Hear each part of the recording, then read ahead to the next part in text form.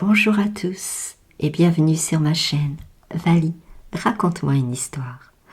Nous allons commencer un nouveau livre de John Steinbeck. Très belle écoute à tous.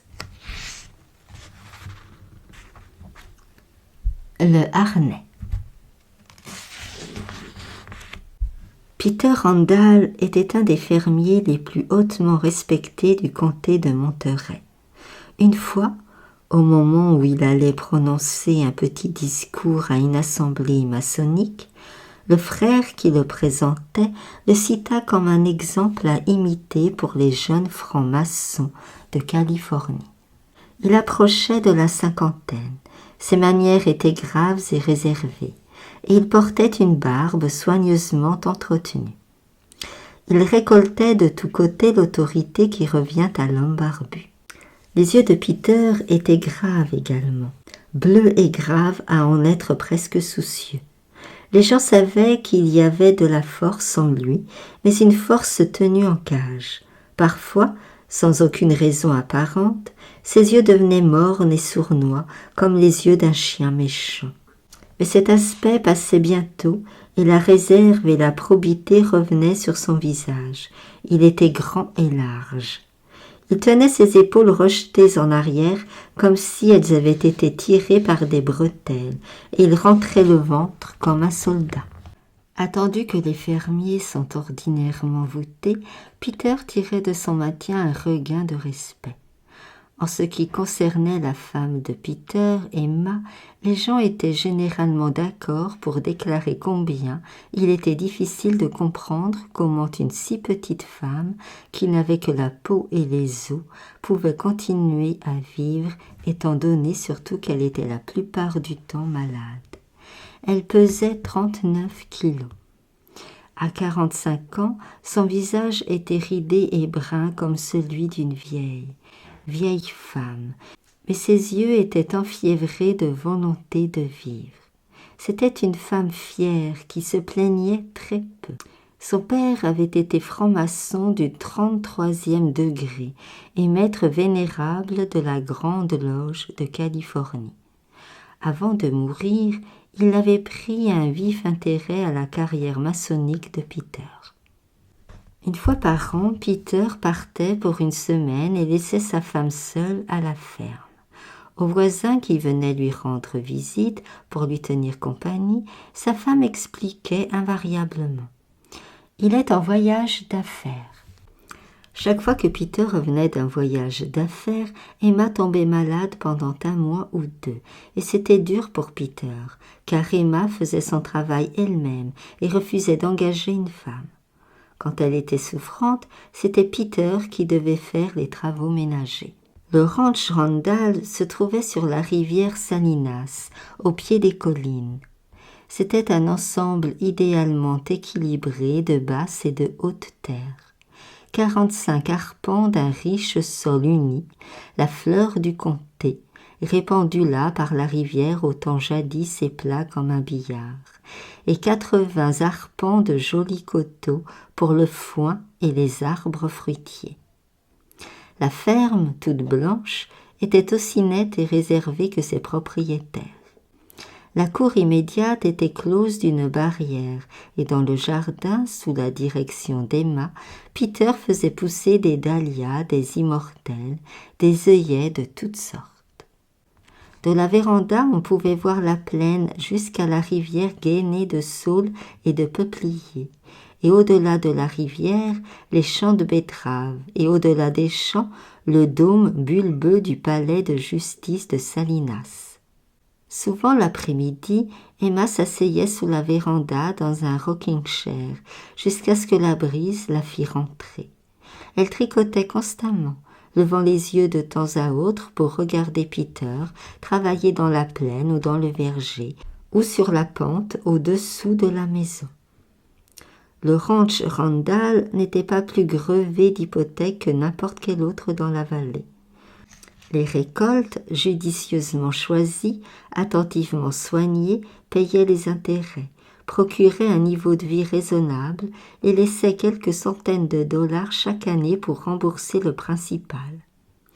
Il n'y avait rien d'étonnant que Peter Randall fût respecté de ses voisins et que ses rares paroles fussent écoutées attentivement, même lorsqu'il parlait du temps ou de la façon dont allaient les choses. Que Peter dit « Je vais tuer un cochon samedi » et presque tous ceux qui l'entendaient rentraient chez eux et tuaient un cochon samedi. Ils ne savaient pas pourquoi, mais si Peter Randall tuait un cochon, il semblait bon, prudent et de bonne politique d'en faire autant. Peter et Emma étaient mariés depuis 21 ans. Ils avaient amassé de bons meubles plein leur maison, un bon nombre de tableaux encadrés, des vases de toutes formes et des livres d'un genre solide. Emma n'avait pas d'enfant. La maison était sans écorniflure, sans entaille, sans graffiti. Sous les vérandas de devant et de derrière, des décrotoirs et d'épais paillassons en fibres de coco préservaient la maison de la boue. Dans les intervalles de ces indispositions, Emma veillait à ce que la maison fût bien tenue. Les gonds des portes et des armoires étaient huilés, et pas une vis ne manquait au loquet. Les meubles et les boiseries étaient revernis à neuf une fois par an. Les réparations se faisaient en général lorsque Peter était rentré de son voyage d'affaires annuel. Chaque fois que le bruit courait parmi les fermes qu'Emma était de nouveau malade, les voisins guettaient le médecin quand il passait en voiture sur la route de la rivière. « Oh, je pense que ça ne sera rien, » répondait-il aux questions. « Il faudra qu'elle reste au lit 1 ou 2 semaines. » Les bonnes voisines apportaient des gâteaux à la ferme Randall et entraient sur la pointe des pieds dans la chambre de la malade, où la petite femme oiseau, toute menue, reposait dans un immense lit de noyer. Elle les regardait de ses petits yeux noirs brillants. « Vous ne voulez pas qu'on relève un peu les rideaux, ma chère ?» demandait-elle. « Non, merci. La lumière me fait mal aux yeux. » « Est-ce que nous pouvons faire quelque chose pour vous ?»« Non, merci. Peter fait très bien tout ce qu'il me faut. »« Surtout, n'oubliez pas, s'il y a quelque chose à quoi que vous pensiez, Emma était une femme si fermée. Il n'y avait rien qu'on pût faire pour elle quand elle était souffrante, sinon d'apporter des tartes et des gâteaux à Peter. » On trouvait Peter dans la cuisine, ceint d'un tablier propre et net, en train de remplir une bouillotte d'eau chaude ou de fabriquer du fromage à la crème. C'est ainsi qu'un automne, quand la nouvelle circula qu'Emma était couchée, les fermières mirent au four des gâteaux pour Peter et s'apprêtèrent à faire leur visite habituelle. Madame Chapelle, la voisine de la ferme la plus proche, se tenait sur la route de la rivière quand le médecin passa. « Comment va Emma Randall, docteur ?»« Je ne la trouve pas tellement bien, Madame Chapelle. À mon avis, elle est bien mal en point. » Comme pour le docteur Marne, quiconque n'était pas un authentique cadavre était sur le chemin de la guérison. La nouvelle courut de ferme en ferme qu'Emma Randall allait mourir. Ce fut une longue et terrible maladie. Peter donnait les lavements lui-même et vidait le bassin. La suggestion du docteur d'employer une infirmière ne rencontra qu'un refus farouche dans les yeux de la patiente. Et, malade comme elle l'était, ses souhaits étaient respectés. Peter la faisait manger, la baignait et faisait le grand lit en noyer. Les rideaux de la chambre à coucher demeuraient clos. Il se passa 2 mois avant le moment où les yeux d'oiseau noir et pointus se voilèrent et où l'âme pointue se retira dans l'inconscience. Et c'est seulement alors qu'une infirmière entra dans la maison. Peter était amaigri et malade lui-même, au bord de l'affaissement total. Les voisines lui apportèrent des gâteaux et des tartes et les retrouvèrent intacts dans la cuisine quand elles revinrent. Madame Chapelle était dans la maison avec Peter l'après-midi où mourut Emma. Peter eut immédiatement une crise nerveuse. Madame Chapelle téléphona au docteur puis à son mari pour qu'ils viennent l'aider. Car Peter gémissait comme un homme fou et frappait ses joues barbues de ses poings. Ed Chapelle éprouva de la honte quand il le vit. La barbe de Peter était mouillée de larmes. Ses sanglots bruyants s'entendaient dans toute la maison. Parfois il s'asseyait auprès du lit et se couvrait la tête d'un oreiller, et parfois il arpentait le parquet de la chambre à coucher en soufflant comme un veau. Quand Ed Chapelle, d'un geste réfléchi, mit la main sur son épaule et dit avec une voix mal assurée « Allons, Peter, allons, voyons ». Peter repoussa brusquement sa main. Le docteur arriva et signa le certificat.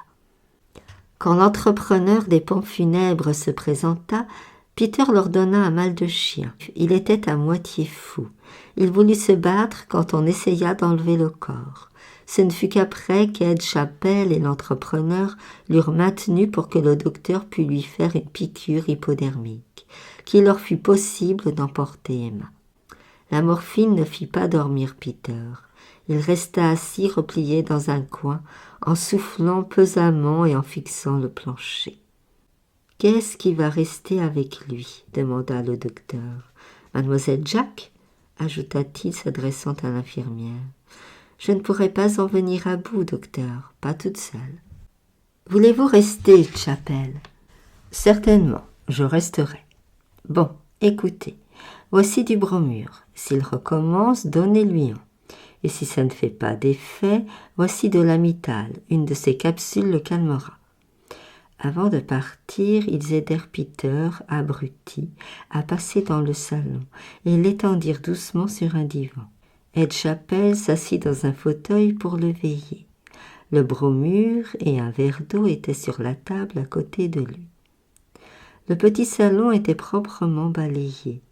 Le matin même, Peter avait frotté le parquet avec des morceaux de journaux humides. Ed fit un feu de petits bois dans la grille et ajouta 2 ou 3 bûches de chêne quand il fut bien allumé. L'obscurité était venue de bonne heure. Une petite pluie frappait contre les fenêtres sous l'action du vent. Ed moucha les lampes à pétrole et les mit en veilleuse. Dans la grille, le feu pétillait et craquait et les flammes ondulaient comme une chevelure au-dessus des bûches. Ed resta longtemps dans le fauteuil à regarder Peter, engourdi par la drogue sur son divan. À la longue, Ed s'assoupit.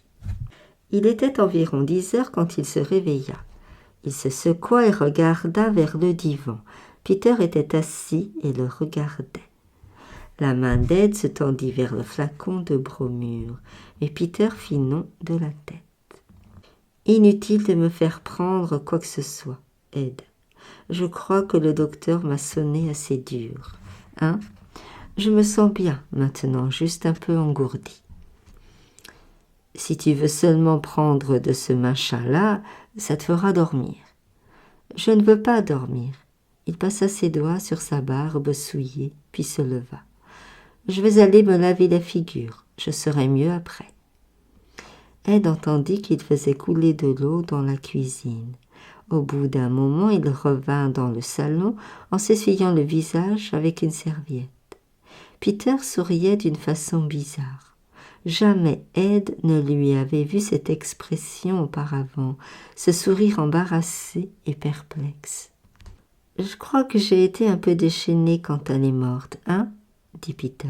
« Eh ben, oui, tu as fait pas mal de chambards. »« C'est comme si quelque chose avait claqué net en moi, » expliqua-t-il, « comme des bretelles qui se cassent. Ça m'a complètement fichu en l'air. Mais ça va maintenant, malgré tout. » Ed regarda par terre et vit une petite araignée brune qui courait. Il étendit le pied et l'écrasa. Peter demanda soudain « Est-ce que tu crois à une vie dans l'au-delà ?» Ed Chapelle tressaillit. Il n'aimait pas parler de choses pareilles, car en parler les rendait présentes à son esprit et le forçait à y penser. « Bah oui, tout bien considéré, mon Dieu, oui, j'y crois. » Tu penses que quelqu'un qui est parti peut voir ce que nous faisons de là-haut? Oh, je ne sais pas si j'irai jusque-là. Je ne sais pas. Peter continua comme s'il se parlait à lui-même. Même si elle me voyait et que je ne fasse pas ce qu'elle voulait, elle devrait avoir bonne impression parce que je l'ai fait quand elle vivait. Elle devrait être contente d'avoir fait de moi un homme bien. Si je n'étais pas un homme bien quand elle n'était pas là, ça prouve que c'est elle qui me rendait comme ça, n'est-ce pas? J'étais un homme bien, n'est-ce pas, Ed? Qu'est-ce que tu veux dire par là, j'étais? Eh bien, à part une semaine par an, j'étais quelqu'un de bien. Je ne sais pas ce que je vais faire maintenant. Il eut une expression de colère. Excepté une chose. Il se leva et quitta sa veste et sa chemise. Sur son sous-vêtement de tricot, il portait un harnais de toile qui tirait ses épaules en arrière. Il dégrafa le harnais et le jeta. Puis il déboutonna son pantalon, découvrant une large ceinture en caoutchouc. Il la fit tomber à ses pieds et se gratta le ventre voluptueusement avant de remettre ses vêtements. Il adressa un sourire à Ed, cet étrange sourire embarrassé. Je ne sais pas comment elle s'y prenait pour me faire les choses, mais elle y arrivait. Elle n'avait pas l'air de me diriger, mais elle me faisait toujours faire les choses. Tu sais, je ne pense pas que je croie à une survie. Quand elle vivait, même quand elle était malade, il fallait que je fasse ce qu'elle voulait. Mais à la minute même où elle est morte, ça a été, tiens, comme de me débarrasser de ce harnais. Je ne pouvais plus le supporter. C'était fini. Il va falloir que je m'habitue à me passer de ce harnais. Il pointa le doigt dans la direction d'Ed. « Mon ventre va sortir, dit-il péremptoirement. Je le laisserai sortir. Quoi, j'ai 50 ans ?» Cela déplut à Ed. Il avait envie de s'en aller. Ce genre de choses n'était pas très convenable. « Si tu veux seulement prendre de ce machin-là, ça te fera dormir, dit-il faiblement. Peter n'avait pas remis sa veste. Il était assis sur le divan, la chemise ouverte. « Je ne veux pas dormir, je veux causer. Je crois qu'il faudra que je mette la ceinture et le harnais pour l'enterrement, mais après ça, je les brûlerai. Dis donc, j'ai une bouteille de whisky dans la grange. Je vais la chercher. »« Oh non !» protesta vivement Ed. « Je ne pourrais pas boire maintenant dans un moment comme celui-ci. » Peter se leva. « Oh, moi je peux. Tu peux rester à me regarder si tu veux. Je te le dis, tout ça est fini. » Il sortit, laissant Ed Chapelle malheureux et scandalisé. Au bout d'un court moment, il revint. Il se mit à parler dès la porte en apportant le whisky. « Je n'avais qu'une chose dans ma vie, ces voyages. Emma était une femme assez intelligente. Elle savait que je serais devenu fou si je n'avais pas pu m'échapper une fois par an. Bon Dieu, comme elle travaillait ma conscience quand je revenais. Sa voix avait pris un ton confidentiel. Tu sais ce que je faisais pendant ces voyages ? » Les yeux d'Ed étaient tout grands ouverts. Il avait devant lui un homme qu'il ne connaissait pas et il était fasciné. Il prit le verre de whisky qui lui était tendu. « Non, qu'est-ce que tu faisais ?» Peter lampa son alcool, toussa et s'essuya la bouche de la main. « Je me saoulais, dit-il.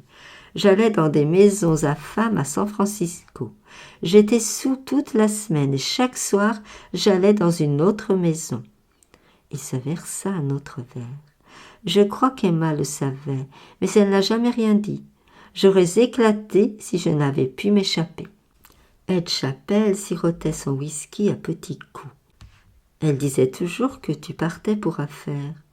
Peter regarda son verre, le vida et le remplit encore. Ses yeux commençaient à briller. « Bois ton verre, Ed. Je sais que tu penses que ce n'est pas bien, si peu de temps après, mais personne ne le saura que toi et moi. Ranime le feu. Je ne suis pas triste. » Chapelle s'approcha de la grille.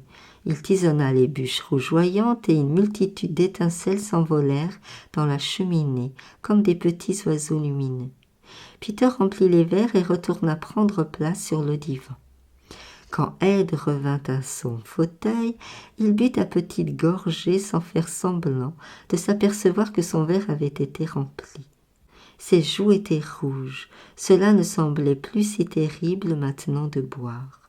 L'après-midi et le décès avaient reculé dans un passé indéterminé. « Veux-tu des gâteaux ?» demanda Peter. « Il y en a une demi-douzaine dans le garde-manger. »« Non, je ne crois pas que j'en veux, merci. »« Tu sais, confessa Peter, Je crois que je ne mangerai plus de gâteaux. Pendant 10 ans, chaque fois qu'Emma était malade, les gens m'envoyaient des gâteaux. C'était gentil à eux, bien sûr. Seulement maintenant, pour moi, gâteau veut dire maladie. Bois ton verre. Il se passa quelque chose dans la pièce. Les deux hommes levèrent la tête pour découvrir ce que c'était. La pièce avait quelque chose de différent par rapport au moment précédent. Alors Peter eut un sourire en dessous. C'est la pendule de la cheminée qui s'est arrêtée. Je crois que je ne vais pas la remonter. Je prendrai un petit réveil matin qui bat vite. Ce cloc, cloc, cloc, c'est trop sinistre. Il avala son whisky. Je suppose que tu vas raconter partout que je suis fou, hein? Ed leva les yeux de son verre, sourit et fit un signe de tête. Non, sûrement pas. Je vois assez bien comment tu ressens les choses. Je ne savais pas que tu portais ce harnais et cette ceinture. Un homme doit se tenir droit, dit Peter. Je suis voûté de nature. Alors il explosa.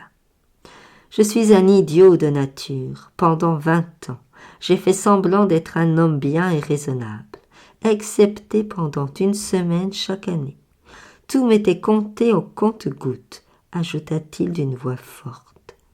Ma vie m'a été comptée en compte-gouttes. Tiens, laisse-moi remplir ton verre. J'ai une autre bouteille dans la grange, tout au fond sous une pile de sacs.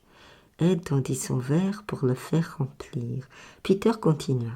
J'ai pensé que ça serait épatant de mettre tout mon terrain du bord de l'eau en pois de senteur. Pense comment ça serait de voir de la véranda tous ces arpents de bleu et de rose, tout d'une masse. Et quand le vent soufflerait là-dessus, pense à cette odeur. Une odeur à vous mettre à l'envers. Il y a des tas de gens qui se sont ruinés avec les pois de senteur. Pour sûr, on tire un bon prix de la semence, mais il y a trop de choses qui peuvent arriver à la récolte. Je m'en fous, rugit Peter. Je veux avoir plein de tout. Je veux avoir 40 arpents de couleur et de parfum. Je veux des grosses femmes avec des seins comme des oreillers. J'ai faim, je te dis. J'ai faim de tout et du reste.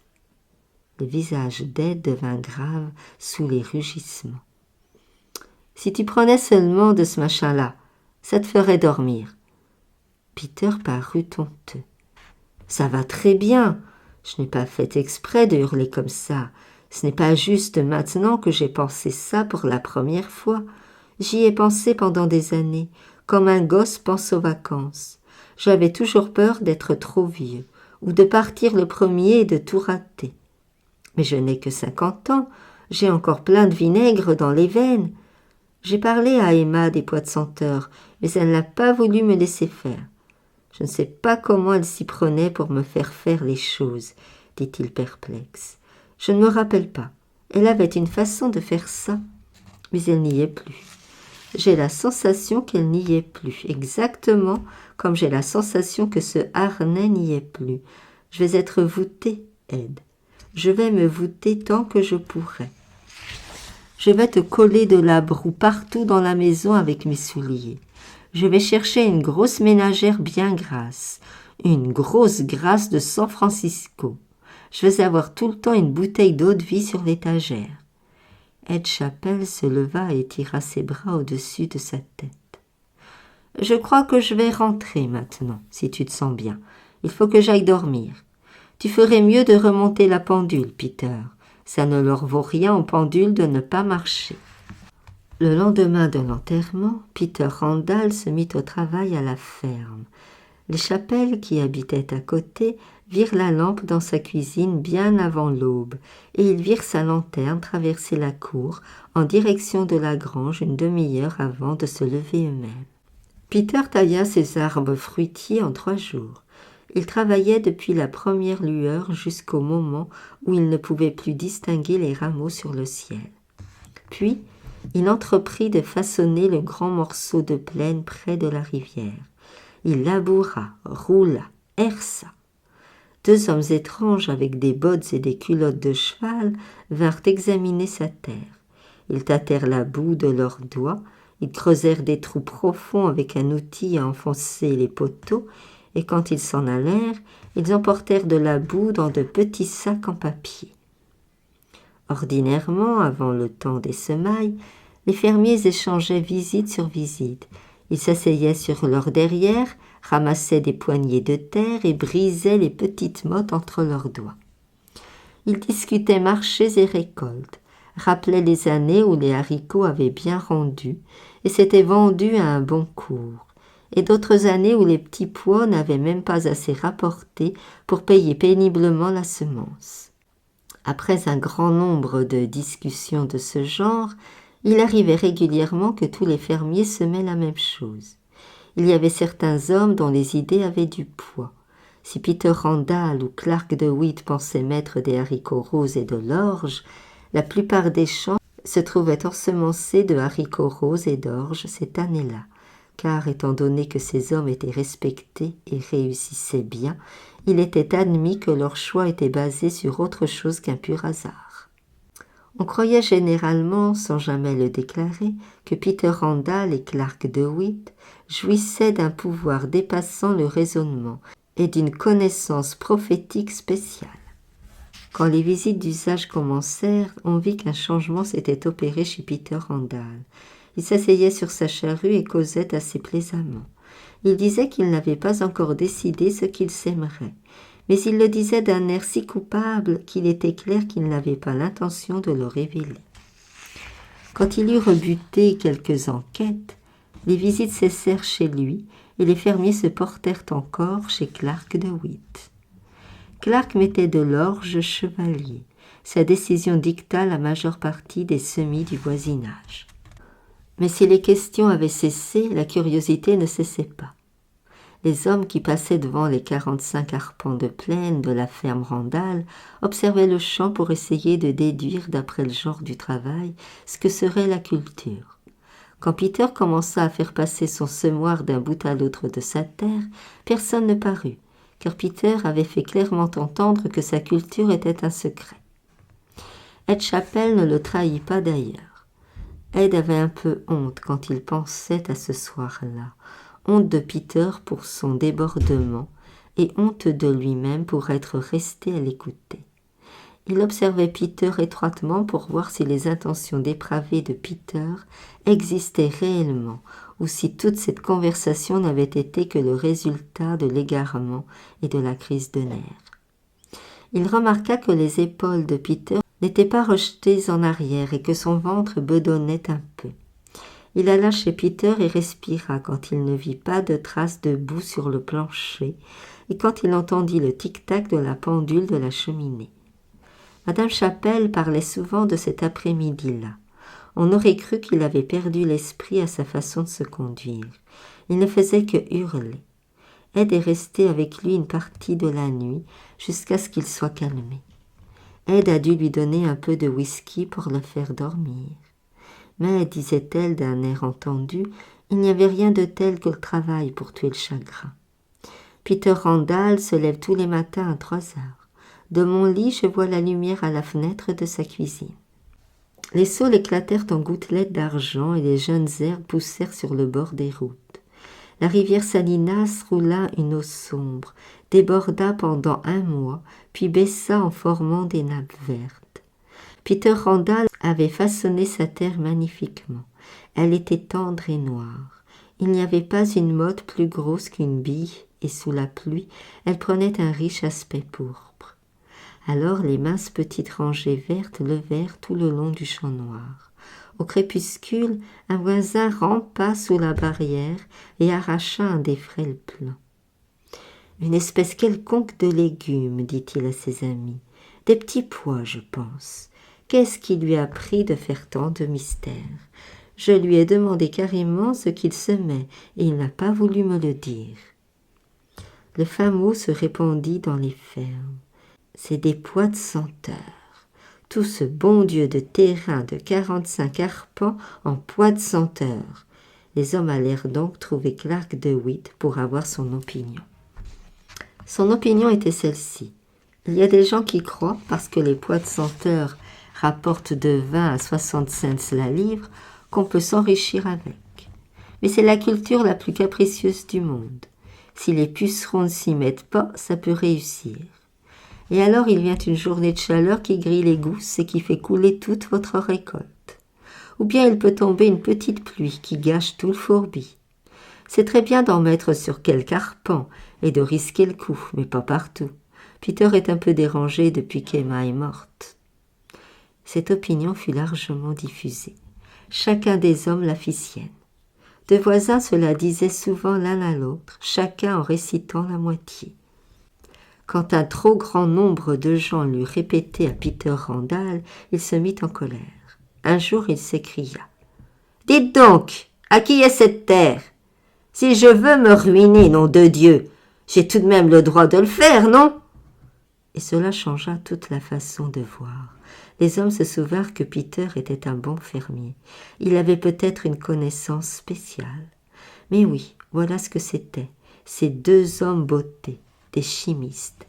Bon nombre de fermiers regrettèrent de ne pas avoir fait quelques arpents de pois de senteur. Ils le regrettèrent particulièrement quand les tiges s'étalèrent, quand elles se touchèrent d'un rang à l'autre en cachant le sol noir, quand les boutons commencèrent à se former et qu'on vit que la récolte serait riche. Puis vinrent les fleurs, 45 arpents de couleur, 45 arpents de parfum. Les gens disaient que ça se sentait jusqu'à Salinas, à 6 kilomètres de là. Des autocars amenèrent des enfants des écoles pour les voir. Un groupe d'hommes appartenant à une maison de graines passa tout un jour à examiner les plants et à tâter le sol. Peter Randall s'asseyait dans un rocking chair sous sa véranda chaque après-midi. Il contemplait les grands carrés roses ou bleus et le carré délirant de couleurs panachées. Quand la brise de l'après-midi se levait, il aspirait profondément. Sa chemise bleue était ouverte sur sa gorge, comme s'il avait voulu avoir le parfum contre sa peau. Les hommes retournèrent chez Clark de Witt pour avoir maintenant son opinion. Il dit « Il y a à peu près 10 choses qui peuvent se produire pour gâcher cette récolte. Je lui souhaite du bonheur avec ses pois de senteur. » Mais les hommes virent à son irritation que Clark était un peu jaloux.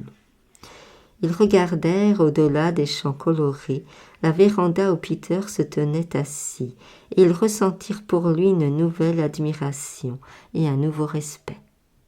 Ed Chappell monta les marches pour lui parler un après-midi. « Drôle de récolte que t'as là, dis donc. »« M'en a tout l'air, répondit Peter. J'ai jeté un coup d'œil, les gousses se forment bien. » Peter soupira. « La floraison est presque finie, dit-il. Ça me fera de la peine de voir les pétales tomber. »« Ah, moi je serais heureux de les voir tomber.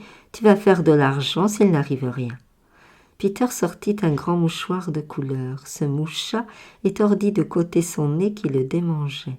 « Je regretterai quand ça ne sentira plus, dit-il. » Alors Ed fit allusion à la nuit de la mort. Une de ses paupières s'abaissa avec mystère. « Tu as trouvé quelqu'un pour tenir ton ménage ?»« Je n'ai pas cherché, dit Peter, je n'ai pas eu le temps. » Des rides soucieuses se creusaient autour de ses yeux. Mais qui n'aurait pas été soucieux, pensa Ed, alors qu'une seule averse pouvait ruiner toute la récolte de l'année. Si l'année et le temps avaient été fabriqués exprès pour les pois de senteur, il n'aurait pas pu être meilleur.